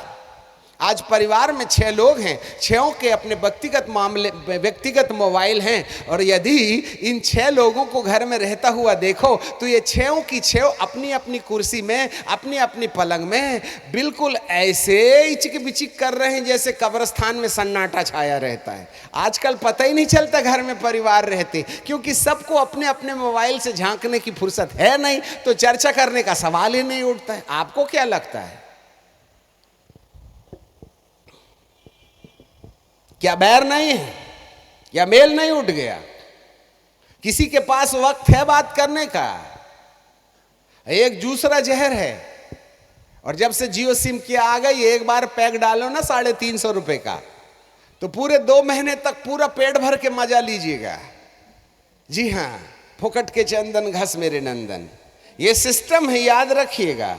इस सिस्टम के अंतर्गत जो उलझ जाएगा, इस सिस्टम के अंदर जो फंस जाएगा, उसकी आंखें आसमान के बादशाह के दिमाग में मेरे लिए क्या योजनाएं। जितना आप मोबाइल के साथ में अपना समय गुजारते हैं ना, उतना यदि प्रार्थना में गुजार देते तो आप कब से दिनकरण के समान महान बन गए होते। परंतु एबॉमिनेशन, यहां दुष्ट हमारे माथे पर मोहर लगाया जाते जा रहा है। यही है मेल। कोई मतलब नहीं है कि गर्दन काट करके खून बहाया जाए, परंतु यहां पर बाइबल का परमेश्वर कहता है मेल पृथ्वी पर से उठा लिया गया। यह दूसरी मोहर है, तीसरी मोहर। और जब मैंने तीसरी मोहर देखी, खोली, और जब उसने तीसरी मोहर खोला तो तीसरे प्राणी को यह कहते हुए सुना कि एक काला घोड़ा, और उसके सवार का नाम है तराजू। उसके सवार के हाथ में तराजू। पैसा आपका, परमिशन ऊपर वाले की। ओपीटी नंबर जब तक आप डायल नहीं कीजिएगा तब तक पैसा कितना भी होगा, करोड़। और सुनो, 4 बार से ज्यादा निकालने का नहीं होगा तुम्हारा, परमिशन हमसे। क्या समझ में आता है? डिमोनेटाइजेशन के बाद में हो गए ना हम गरीब, चल रहा है क्या धंधा हमारा। अब जब तक काला पीला नहीं कीजिएगा, पेट भर नहीं खाइएगा, क्योंकि इस एबॉमिनेशन का काम ही है कि वह आपको इतना कंगाल बना दे, इतना कंगाल बना दे कि हाथ और मुंह से लड़ाई के बात है, हाथ और मुंह की लड़ाई से छोड़कर और हम कोई लड़ाई ना करें। आज देश कंगाल हो गया, आज गरीबी है, बिजनेस खत्म हो गया, सब कुछ। आपको क्या समझ में आता है? एबॉमिनेशन। ऐसे समय में भी जो व्यक्ति इन विपरीत परिस्थितियों में परमेश्वर के साथ में खड़ा हुआ है, 1 दिनार का सेर भर गेहूं और दिनार का 3 सेर जौ और तेल और दाखरस की हानि नहीं करना। चौथा का भी हम बता दें, फिर आगे चलेंगे। चौथी मोहर खोली गई तो पीला घोड़ा आया। आप तो तीसरे कोरोना की तैयारी कर रहे हैं ना, करते रहिएगा। कोई है मध्य आकाश में आपकी तैयारी के हिसाब से आमीन मारने खड़ा है? हेलो, आपकी तैयारी के हिसाब से आमीन मारने खड़ा है। तीसरा कोरोना आए और ना आए, ऑलरेडी आप तैयार हैं। इस बात का संकेत है कि आप उसको वेलकम करने के लिए दूसरे आसमान वाले को बोल रहे, ए जल्दी भेजना रे। क्यों? We already ready. जीव के वश में जीवन और मृत्यु दोनों होते हैं। हम कन्फेस करते हैं आएगी, तो शैतान बोलता तूने बोल दिया तो आएगी ही आएगी, क्योंकि ठोकता ना मैं आमीन। और यही एक समस्या बनी हुई है। यहां पर बाइबल का परमेश्वर कहता है पीला घोड़ा और उसका एक सवार, उसका नाम है मृत्यु, अधलोक उसके पीछे, और पृथ्वी की 1/4, लिसन मी, पृथ्वी की 1/4 को अलग अलग तरीके से छुट्टी देने का उपाय इसको दिया गया है। ये अंत के दिनों की भविष्यवाणियां हैं। खैर, इस पर डीपली नहीं जाइएगा, क्योंकि आज एक दिन में सब कुछ संभव नहीं है बताना। ये है एबॉमिनेशन।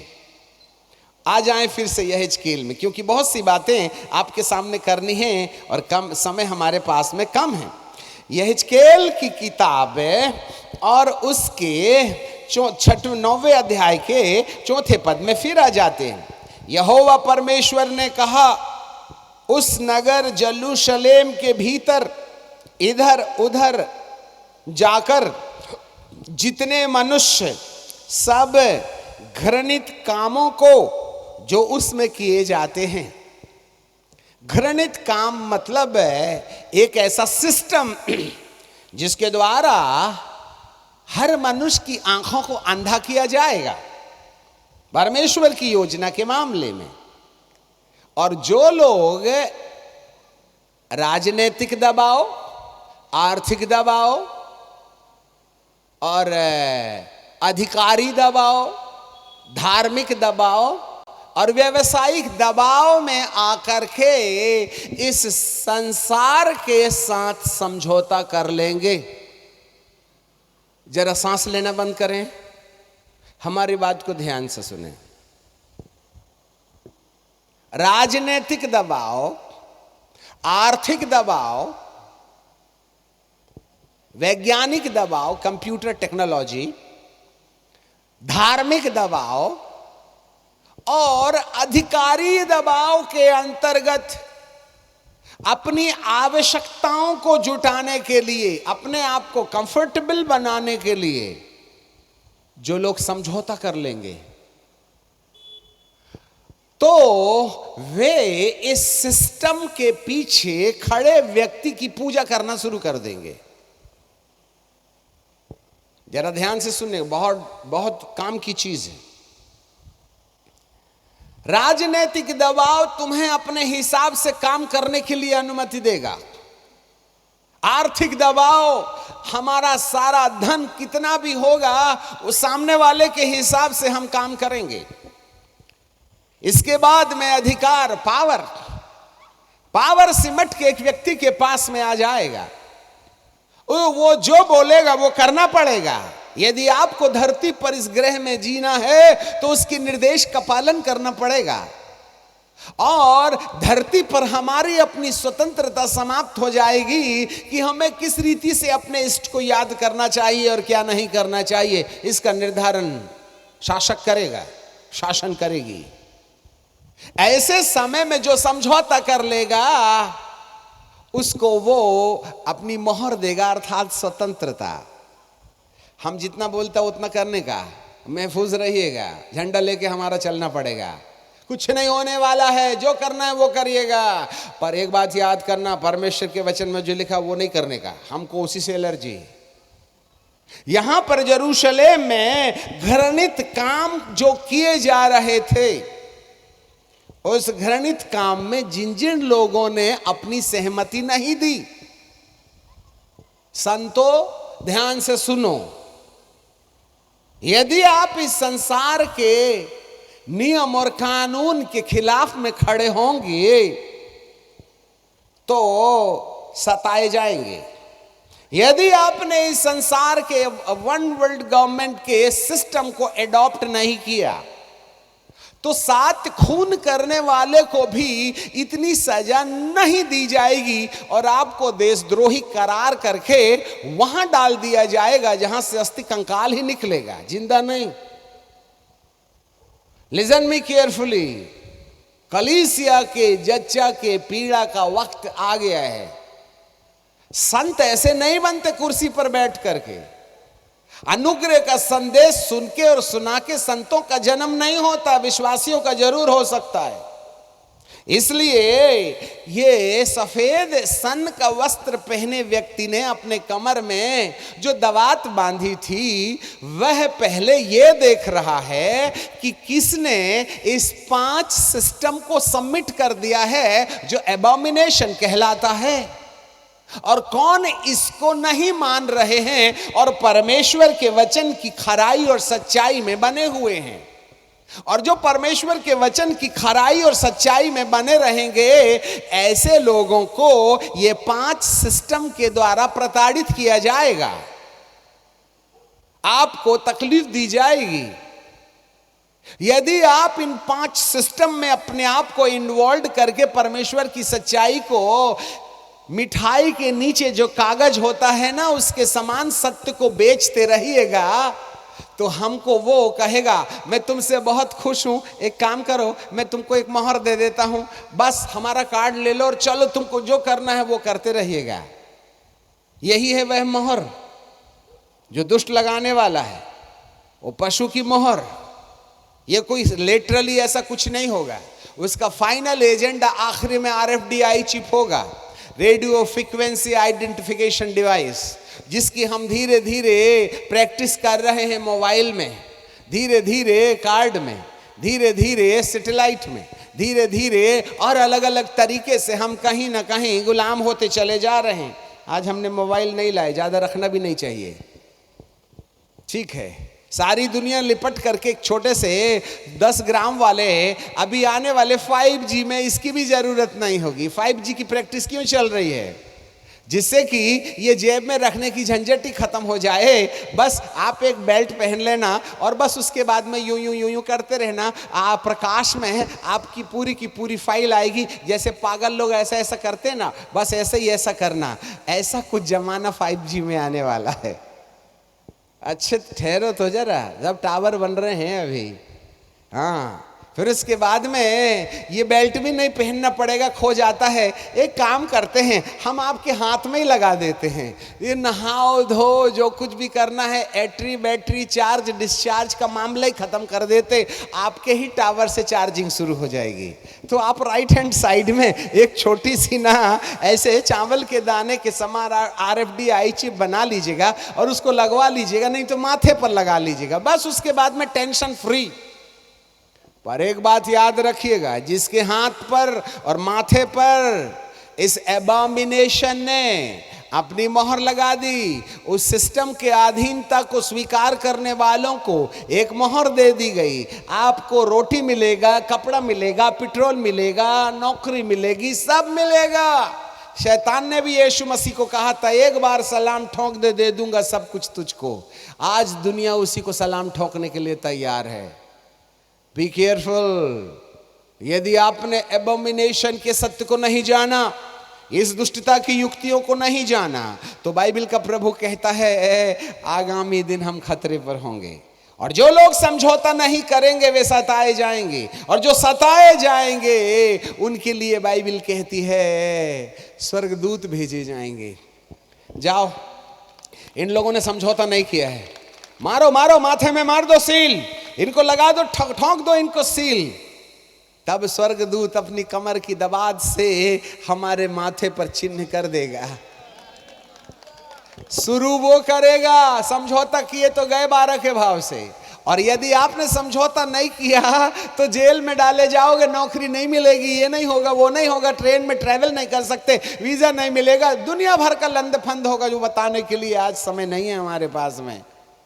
और यदि आपने वीज़ा के चक्कर में ठोक दिया, यदि आपने नौकरी के चक्कर में ठोकवा लिया, तो बाइबल का अभी आज की तारीख में वैक्सीन लगाइए तब अंदर आइए, नहीं तो बाय बाय, दुकान खोलने का नहीं, स्कूल में भर्ती नहीं।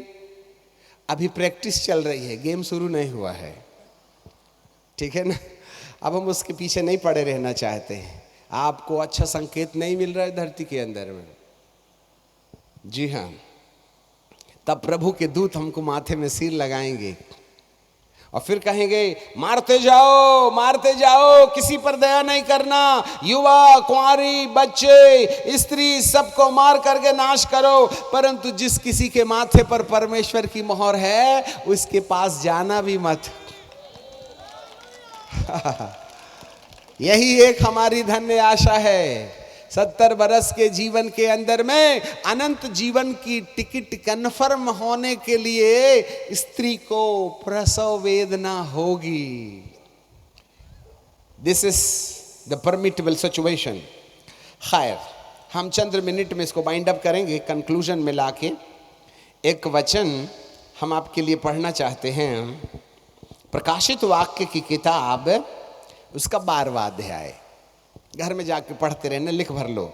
वहां लिखा है, फिर स्वर्ग में एक चिन्ह दिखाई दिया, अर्थात एक स्त्री सूरज ओढ़ी थी। अरे बाप रे बाप, स्त्री कहीं सूरज ओढ़ती है कि ओढ़नी ओढ़ती है? पर इस स्त्री के बारे में तो कुछ उल्टा ही है। एक स्त्री जो सूरज ओढ़ी थी और चांद उसके पैर के तले था। कहानी वर्ल्ड वाइड है, दुनिया की कलीसिया के बारे में है। पांव के तले था, उसके सिर पर 12 तारों का मुकुट था। कितने तारे? 12 तारे। ये दो इतिहास है, एक तो यहूदियों के लिए है 12 गोत्र, और नए नियम की कलीसिया के लिए है 12 प्रेरित, 24 प्राचीन। नए नियम के 12 प्राचीन और पुराने नियम के 12 गोत्र के प्राचीन। 12 प्रेरित और 12 प्राचीन, 12 गोत्र के प्रतिनिधि 24 प्राचीन बनकर के परमेश्वर के चारों ओर काउंसलर बन के खड़े हैं। यहां पर 24 होना चाहिए तो 12 है। इसका मतलब ये दो समय में पूरी होगी। एक यहूदियों के लिए पूरी होगी जिसको ट्रिबुलेशन कहते हैं, और ये कलीसिया के लिए पूरी होगी जिसको प्री ट्रिबुलेशन कहते हैं। यीशु के दूसरे आगमन के पहले 12 तारों वाली स्त्री को 12 प्रेरितों से स्थापित कलीसिया के साथ जोड़ सकते हैं, जिसने सूरज ओढ़ी है, जिसके पैर के नीचे चांद है, जिसने 12 तारे अर्थात मेरे और आपके लिए 12 प्रेरितों के आधार पर बनी विश्वव्यापी कलीसिया। डिटेल में सुनना है तो हमारे प्रकाशित वाक्य के सीक्वेंस में चलने वाले अध्ययन को देख लीजिएगा जो यूट्यूब में है। दूसरे पद में लिखा है वह गर्भवती हुई। अब ये कोई भौतिक मामला नहीं है। वह गर्भवती हुई और चिल्लाती थी क्योंकि प्रसव वेदना उसको लगी थी कि वह बच्चा जने।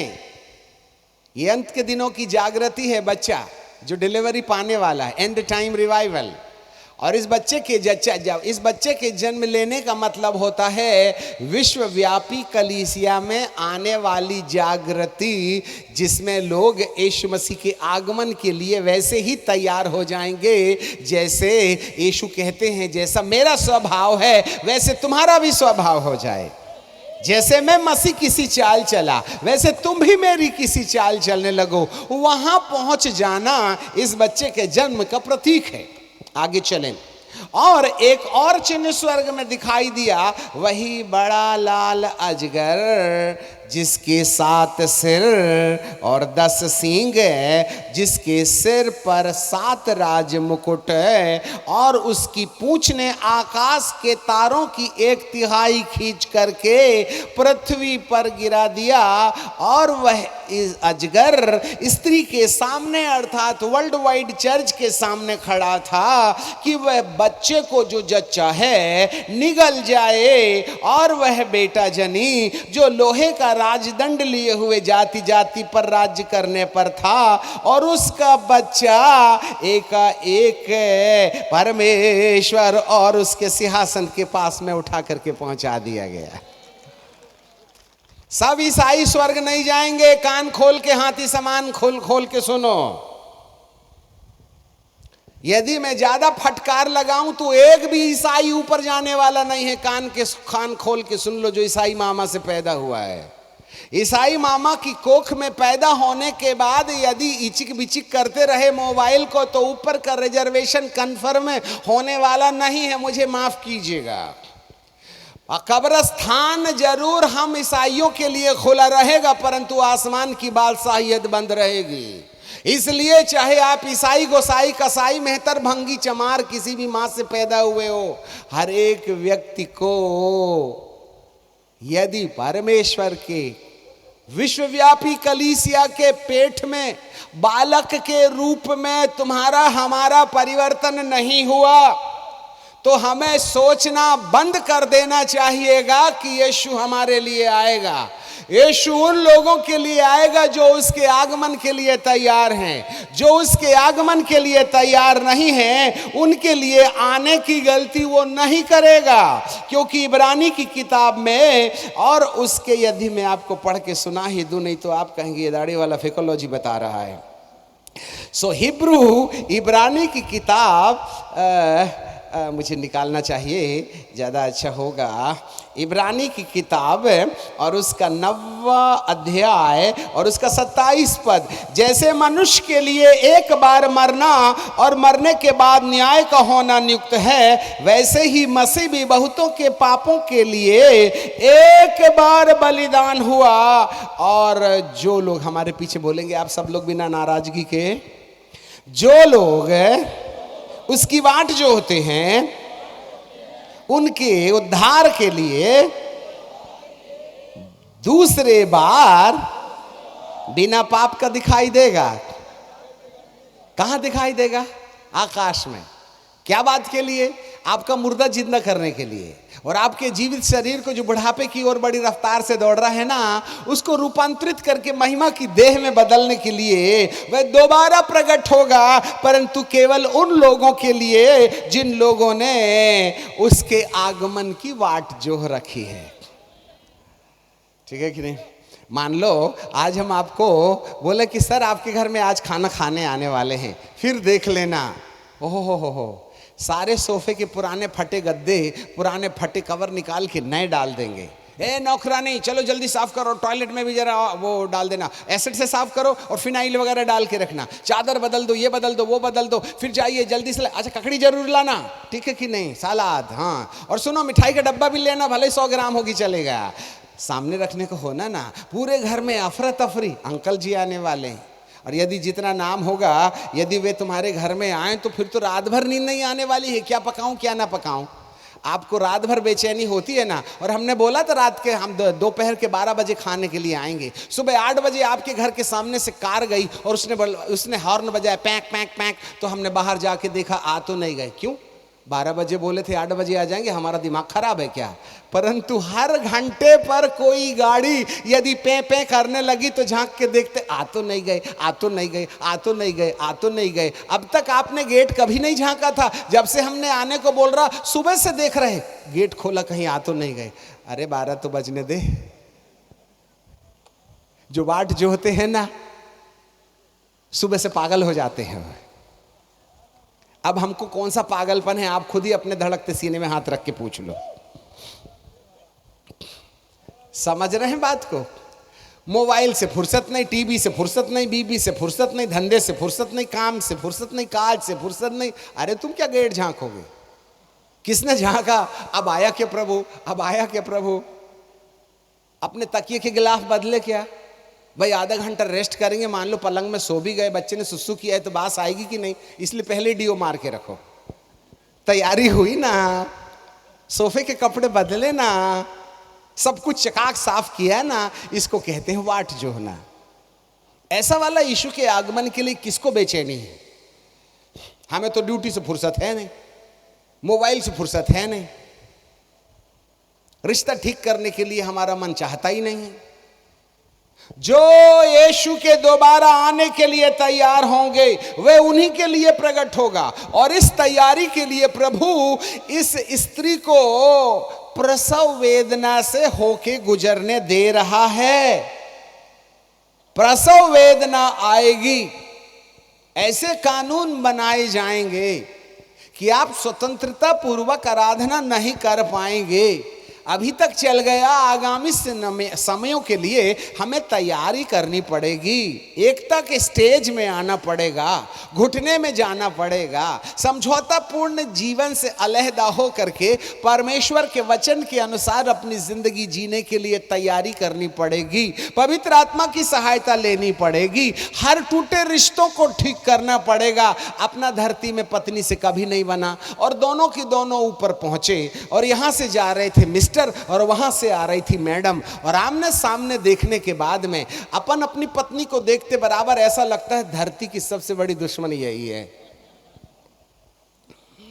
और जब तक शादी नहीं हुई थी तो कहते थे लव यू स्वीट डार्लिंग, और जब से पादरी साहब ने आपको कंफर्म कर दिया है कि अब आपकी रजिस्ट्री हो गई है, उस दिन से लव यू करना ही बंद कर देते हैं। आइए ठीक है जाओ जाओ। आपने पहले ऐसा नहीं किया जो शादी के पहले छुप छुप के मिठाई खाने में ज्यादा ही मजा आ रहा था। जब से रजिस्ट्री हो रही नखरे के साथ खाते हो। बताइए ना आपका और आपकी पत्नी के बीच में रिश्ता कैसा है? और जब तक शादी नहीं हुई थी तो दिन में 5 बार, अब तो महीने में भी 1 बार बातचीत नहीं होती है, फुर्सत नहीं है। जब अनरजिस्टर्ड था तब कितनी खुशी थी, जब से रजिस्ट्री हो गई है बेचैनी होती है। और सामने से आ रही है स्वर्ग में जाने के वहां तो जिंदगी भर सताई, यहां पर भी आ गई, फिर देख लेना। प्रभु कहा अरे यहां कहां से खुशबू नहीं बदबू आ रही है, इन दोनों को बाहर तो निकालो। जिसका धरती पर नहीं पटा ऊपर कहां से पटेगा भाईजान। इसलिए प्रभु कहते इनको आने ही मत दो, 2 हड्डी के ऊपर मुंडी। अपना रिश्ता अपनी पत्नी के साथ ठीक कीजिएगा। मुझे नहीं मालूम कितने पतियों ने अपनी पत्नियों से माफी मांगा पीटने के बाद। समझौता नहीं कीजिएगा तो दिक्कत हो सकती है। मोहर ऐसे नहीं लगती दीदी, भाईजान तैयारी करना पड़ेगा। बोलो प्रभु जी से कि हे प्रभु मुझे प्यार दे। धरती में सबसे खूबसूरत यदि कोई है तो मेरी स्वीट स्वीट डार्लिंग, मेरी प्रिय पत्नी, चाहे गारंटेड कलर हो टेंशन मत लेना, धरती में वह सबसे खूबसूरत आपके लिए होना चाहिएगा। तब मान के रखिएगा कि आपका रिजर्वेशन पक्का, अन्यथा बाय बाय टाटा। जो प्रभु यीशु मसीह के आगमन के लिए अपनी तैयारी करते हैं, आपको मालूम है मोहर ऐसे वैसे नहीं मिलने वाला है। मोहर उसको मिलेगी जिसने परमेश्वर के वचन के अनुसार अपने आप को तैयार कर रखा है। कहना तो बहुत कुछ चाहते हैं पर समय हमें अनुमति नहीं देता। मेरे प्रियो, एक ओर से ये संसार तुम्हें मजबूर कर देगा। फाइनल एजेंडा सुनो, ये संसार तुम्हें इतना मजबूर कर देगा, इतना मजबूर कर देगा कि आप उसके साथ समझौता करने को अपनी मजबूरी समझने लगोगे, और नहीं तो वो तुम्हारा जीना हराम कर देगा। और जो समझौता कर लेंगे उसके अपने प्रिय हो जाएंगे। ऐसे समय में जिसने संसार के साथ समझौता कर लिया, ऊपर का रिजर्वेशन कैंसल। एक भी व्यक्ति RFID चिप लगा करके जो सैटेलाइट से आपके DNA को चेंज करने के उपाय करेंगे, ऐसे वाले व्यक्तियों का रेप्चरेशन कलीसिया के उठाए जाने के वक्त हमारा नंबर नहीं लगेगा। इसलिए प्रैक्टिस में ही ठीक तरीके से बॉलिंग करना सीख लीजिएगा, मैच में ठीक रहिएगा। यदि आपने प्रैक्टिस में भूल चूक की है तो ओरिजिनल मैच में समस्या हो जाएगी। मैं संकेत में बोल रहे हैं। नंबर 2, हमने यदि समझौता नहीं किया है तो हम प्रताड़ित किए जाएंगे। आगामी भविष्य मसीहियत का अच्छा नहीं है। इसलिए हम चाहते हैं कि हमारे दिन का सदुपयोग हो जाए। आप यहां पर 1000 1500 लोग हैं, करीबन 10,000 हमें देख रहे हैं। समय कम है, वक्त कम है, और सच्चाई बताने का काम बहुत बकाया है। इसलिए रात और दिन अपने प्रभु की सत्यता को लोगों को कह दें, जिससे कि हर एक व्यक्ति तैयार हो जाए। ऐसे समय में, आगामी दिनों में हमें भयानक पीड़ाओं का सामना करना पड़ेगा। चाइना के लोग कोई महापापी थे और हम ज्यादा ही धर्मी हैं बोल करके भारत के लोग अपनी जिंदगी में महफूजगी महसूस ना करें। पिन पॉइंट कहा करते थे 15 साल पहले 11.8 रेक्टेयर का भूकंप आएगा, कम से कम 11/7 में तो चला ही गया है। सब कुछ बर्बाद हुआ जा रहा है, चाहे ऑस्ट्रेलिया हो, चाहे इंडोनेशिया हो, चाहे तुर्की हो, चाहे जापान हो। जमीनें धंस रही हैं, वॉल्केनोज निकल के बाहर आ रहे हैं, टोरेंडो धरती को नष्ट कर रहे हैं। हमने अपने बनाए हुए कुएं में खुद कूदते और अपने बच्चों को बर्बाद होते हुए देखा है। ऐसा कुछ हो गया चाइना के अंदर में। आप कोई धर्मी लोग प्रवृत्ति के लोग नहीं हैं। ये 1 by 1 धरती पर प्राकृतिक विपत्तियां आएंगी जो इंसान को इतना मजबूर कर देंगे कि तुमको वेदी का सींग पकड़ने के अलावा और कोई दूसरा रास्ता नहीं रह जाएगा। प्रसव वेदना भयानक है। आगामी दिनों में सुख के दिन की कल्पना निरी मूर्खता होगी। आप तो जैसे ट्रेन स्टेशन में आ गई तो थैला बैग कंधे पर लटका के अपना डब्बा देखने लगते हैं। कुछ ऐसा ही तैयारी यीशु के आगमन के लिए होना चाहिएगा। तब जाकर के शायद हम अपना जीवन यीशु के आगमन के लिए तैयार कर सकते हैं। मेरे प्रियो, प्रसव वेदना का वक्त आ गया है। ये 12 तारे का मुकुट पहनी स्त्री के सामने एक अजगर है जिसके 7 सिर हैं और 10 सींग हैं। धरती को 7 कॉन्टिनेंट्स में कन्वर्ट किया गया है और ये विश्वव्यापी सरकार 7 धरती के प्रांतों से एक एक प्रतिनिधि चुनेगी। 7 रीजन्स में से, कॉन्टिनेंट्स में से 7 राजा नियुक्त किए जाएंगे और ये 7 राजा 10 कमेटी के मेंबर को चुनेंगे और ये 10 कमेटी के मेंबर एक शासक को चुनेंगे और ये शासक है वन वर्ल्ड गवर्नमेंट का, यूएन गवर्नमेंट का प्रेसिडेंट होगा। अभी जनरल सेक्रेटरी प्रेसिडेंट है। जनरल सेक्रेटरी के द्वारा सारी दुनिया चलाई जाती है। एक प्रेसिडेंट की पोस्ट खाली है और वो प्रेसिडेंट ऑलरेडी धरती पर पैदा हो गया है और लगभग वह युवा अवस्था का हो गया है। उसके पिता का पता नहीं है, वह स्त्री से जरूर जन्मा है परंतु उसके बाप का नाम उसके आगे नहीं है। एक ऐसा पुरुष जिसके बाप का नाम नहीं होगा, जो स्त्री से जरूर जन्मा होगा, वह शासन काल में बैठेगा। वह विवाह जरूर करेगा परंतु स्त्री से प्रीति नहीं करेगा। वह पुरुषगामी होगा। इसलिए धीरे धीरे पुरुषगामिता को सरकार आइडेंटिफाई कर रही है। हमारे देश में भी यदि लड़का लड़का के साथ और लड़की लड़की के साथ शादी करे तो सुप्रीम कोर्ट उसे परमिशन देती है। सदोम और गमोरा को संसार ने आइडेंटिफाई कर लिया है। अमेरिका में पादरियों को एग्रीमेंट लिया गया है कि यदि लड़की लड़की से शादी करेगी तो तुम दोगे या नहीं। उनकी लिस्ट है, जिन लोगों ने बोला हाँ और जिन लोगों ने बोला ना। अब गे मैरिजेस चर्च में शुरू हो जाएंगे। हमारे देश में भी गे मैरिजेस के बिल पास हो चुके हैं। इंग्लैंड की सरकार ने ये परमिशन दे दी है, सुप्रीम कोर्ट ने, 5 साल के बाद में एक लड़का एक लड़की के प्राइवेट पार्ट को छू सकता है और उसके साथ खिलवाड़ कर सकता है। ये परमिशन सुप्रीम कोर्ट ने दे दी है। अब ये धरती जीने लायक नहीं है। एबॉमिनेशन। पिता आपके मन की आंखों को खोले। आप महफूज नहीं है भविष्य में। परमेश्वर की जलजलाहट बहुत निकट है। जो हाल चाइना के हुए हैं ये संपूर्ण धरती के होंगे, अलग अलग रूपों में।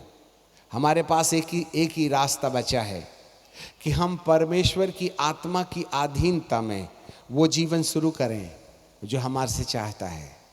ऐसे समय में इस स्त्री से बालक जन्मा और वो आकाश गंगा में उठा लिया गया। पूरी स्त्री नहीं गई, बाकी स्त्री जंगल में भाग गई है, याद रखना। तुम तो बाद में सुधरिएगा 7 साल के महाक्लेश काल में। रेप्चरेशन में नंबर नहीं लगता। होंगे आप बड़े ज्ञानी बाइबिल के, परंतु यीशु के आगमन में जाने वाले लोग लिमिटेड होंगे। और जो नहीं सुधरे हैं उनके लिए 7 साल का महाक्लेश काल होगा। वहां प्रभु ठोक बजा के ठीक कर लेंगे। सुधर गए तो सुधर गए, नहीं तो रिजर्वेशन नीचे का तो पक्का है ही है। Be careful. परमेश्वर यदि सीधे से नहीं जाएगा तो उसको टेढ़ी उंगली करना भी आता है। अगली प्रसव वेदना हमें सही ठीक रास्ते पर चलाने में मजबूर करेगी। इसलिए हमारा सवाल था, परमेश्वर ये ख्रिस्त विरोधी किंगडम को आपने क्यों परमिट किया है? बहुत तपस्या के बाद ये भेद प्रभु ने प्रकट किया। और ये कोई 1 दिन और 2 दिन का संदेश नहीं है। महीनों बाइबिल में लेकर के बैठे रहिए। संपूर्ण बाइबिल का चक्कर मारने के बाद में एबॉमिनेशन क्या है वो समझ में आ जाएगा। चर्च जाने और 2 घंटे तक चेयर गरम करने से काम नहीं चलेगा। वक्त आ गया है कि आपके अपने प्रभु के सामने खड़े रहने के लिए पूरी तैयारी चाहिएगी। आज जच्चा को एक बच्चा होने वाला है। विश्वव्यापी कलीसिया में से एक बड़ी भीड़ तैयार हो रही है। दर्शन की बातों को सुन लें इससे पहले कि वो पर्पल कलर का मोती उसकी पंखुड़ियों को 1 बाय 1 अलग किया जाए। जब आखिरी पंखुड़ी, उसी की 7 लेयर्स हैं, 7वीं लेयर्स जब बाहर आएगी तब जो रोशनी निकलेगी, उस रोशनी के कारण से भारत के अंदर जागृति का जो हाहाकार होगा उस समय हर एक व्यक्ति सिर्फ एक प्रार्थना करेगा, हे प्रभु मुझे अपने समान बना ले, मुझे अपने समान बना ले। मुझे नहीं चाहिए चंगाई, मुझे अपने नाम की भविष्यवाणी नहीं चाहिए, मुझे उर्सी कुर्सी कुछ नहीं चाहिए। हे प्रभु मुझे तेरा वाला वो जीवन चाहिए जिसके कारण से तू मेरे मरे हुए शरीर को जिंदा करे और जीवित शरीर को महिमा की देह में रूपांतरित करे। ये प्यास जिस दिन कलीसिया के अंदर में आ जाएगी, जच्चा को बच्चा होने का वक्त आ गया है। पिता मेरे और आपके मन की आंखों को खोले और ज्ञान और प्रकाश दे। आप बिना वेदना के अनंत जीवन का सपना बंद करें और ये ठाठ की जिंदगी पर ब्रेक लगाएं और परमेश्वर के सामने टूटना शुरू करें। एक और बात हम बता देना चाहते हैं, बहुत ही कम समय के अंदर बीते 2021 की इस महामारी में लगभग 40% पासबान प्रभु की गोद में हैं। परंतु एक और संकेत अभी मिल रहा है, भारी मात्रा में परमेश्वर आगामी वर्ष में, वर्षों नहीं वर्ष में, बहुत से अभिषिक्तों को विश्राम देने जा रहे हैं